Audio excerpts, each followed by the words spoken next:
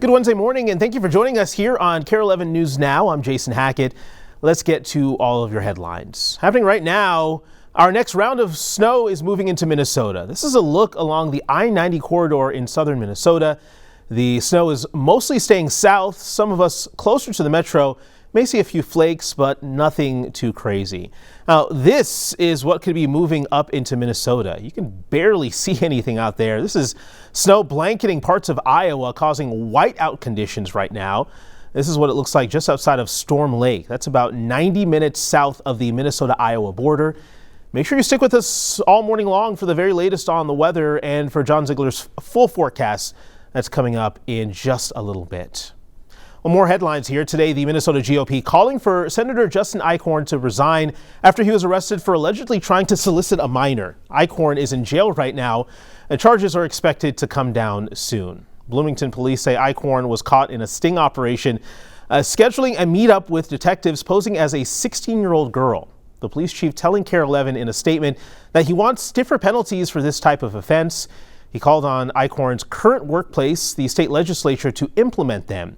You can see Eichorn's empty chair now in the chamber where he was a Republican senator for 8 years. His profile on the Senate website lists him as married with 4 children. He is being held without the option to post bail while he waits for formal charges. Joshua Uribe is now able to move around the Dominican Republic freely after being released by a Dominican court. Still, several questions swirling around the St. Cloud State student who is believed to be the last person to see missing college student Sudiksha Konanki alive.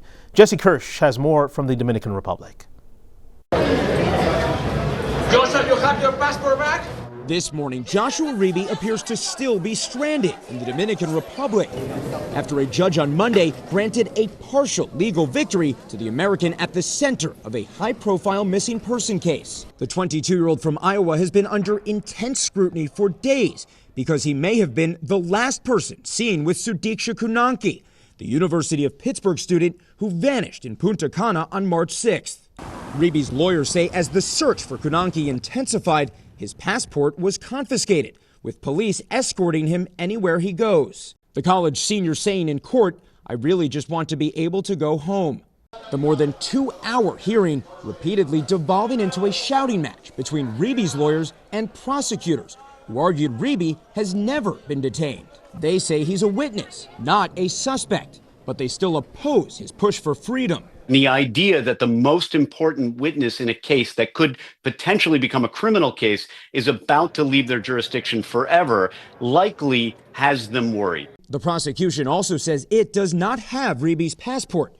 We pushed for answers in their first on-camera interview about that. Excuse me, sir, which branch of the government has Joshua Uribe's passport if you don't? I don't know the passport. So you don't know anything about the passport? I don't speak Spanish, English. Or... You're speaking English right now. So you don't know anything about the passport. The judge later siding with Uribe, saying he has the right to move freely without a police escort, but adding the passport issue belongs in another venue. Very bright student. Earlier, Sudiksha Konanki's emotional parents spoke on camera for the first time since police say the family wrote them a letter asking for a legal declaration of her death. NBC station in Washington, D.C. was there. We are coming to the terms with the fact that our daughter has died. This is incredibly difficult for us to process.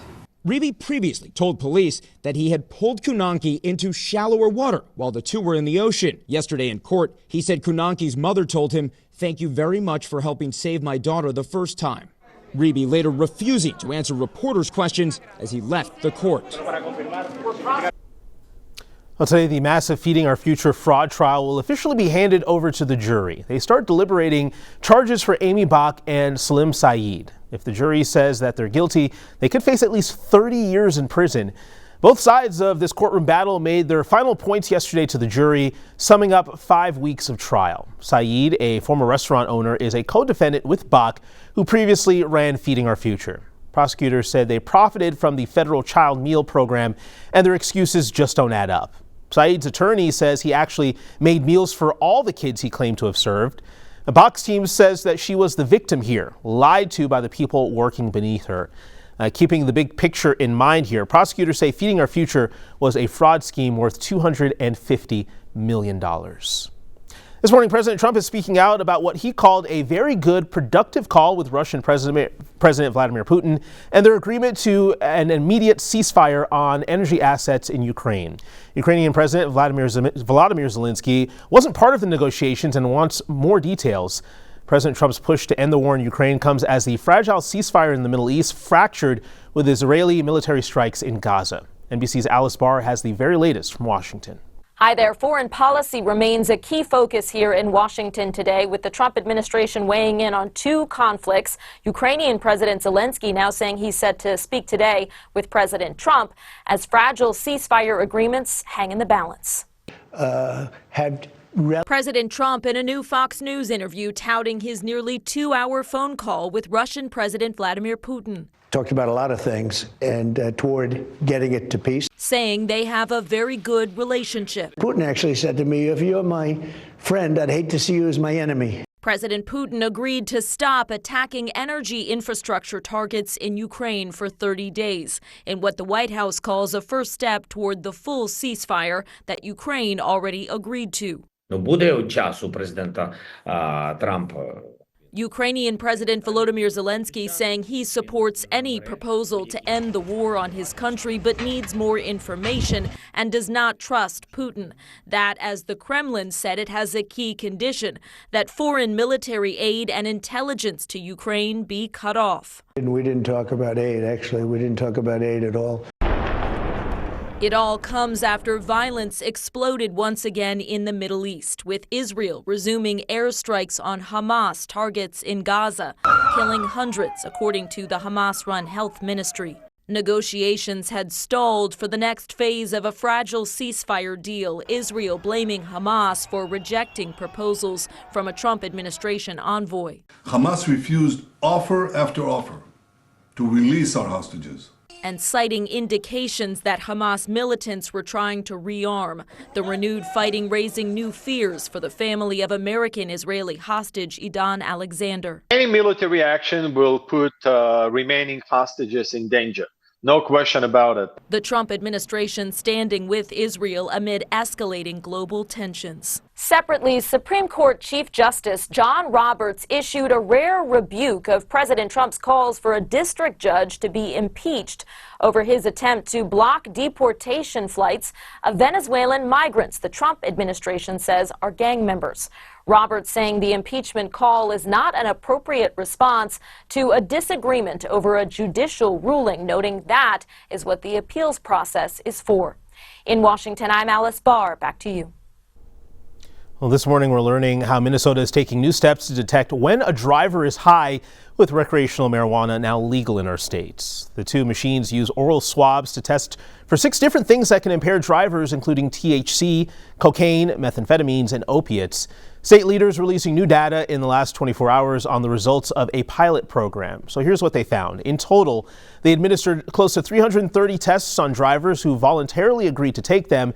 62% came back positive for more than one drug. The department says the devices cost $5,000 each, with testing cartridges running around $30. If we can save one life by deploying these things, it is absolutely worth every penny we invest in it. The Office of Traffic Safety says the intent here is to have these available in the same way officers have breathalyzer tests. The state legislature will make the final decision. Right now, 4 teens are in custody in connection to the deadly shooting of a Champlain Park High School student. The Anoka County Sheriff's Office announced the 2 17-year-olds, a 16 and a 15-year-old were arrested. 18-year-old Diamond Manley was found shot to death in a car in Ramsey earlier this month. Manley was a senior at Champlain Park, who family described as loving, caring, and kind. New this morning, the Lakeville School Board reversing course on the poster series debate. Last night's board meeting, they voted to not replace its existing poster series, which they voted to remove earlier this year. We have new video this morning of the tense moments between board members. This is like me voting against my own kid. Like, you know, we're taking down posters that make him feel important, that make all students feel important, and then we're saying there's nothing that can replace it, that there's no statements that everyone can believe in. I mean, my God, like, what, we can't even say everyone is welcome. Like, at this point in time, we've had the turmoil. You know what? The schools, we have leadership at the schools. We have leadership right here. I'm fully confident that he will manage what we need to do. Now, originally, the board voted to replace the series with one about academic excellence. Now they say there will be no district-wide posters, and it will be up to the individual schools.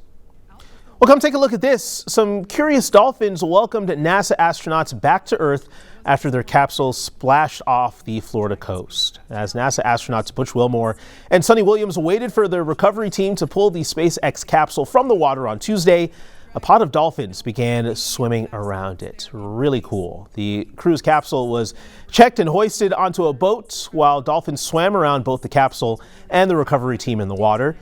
The crew were slid out of the capsule on stretchers and taken for medical checks, which is a standard procedure after long-duration missions due to the months spent in microgravity conditions.